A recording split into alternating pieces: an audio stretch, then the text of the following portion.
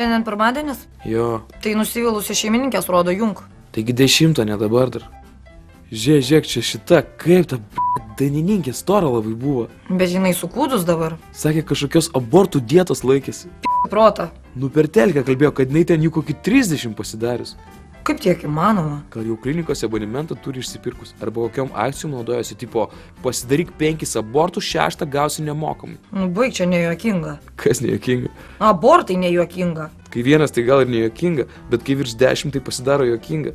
Ai, ir jinai dar knygą išleido savo. Poezijos kokios? Bibezijos autobiografija, kaip visi dabar. Vaiva man siūlė paskaityti Butkutės knygą. Tipo, jinai skaitė. Ne, bet man siūlė paskaityti, kad aš jai paskui papasakočiau.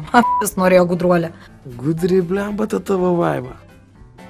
Ir graži labai. Užsičiauktų vieną kartą b***tų žalio medžio. Tai visgi skaitei Butkutės knygą. Keiksmažodžių naujų išmokai.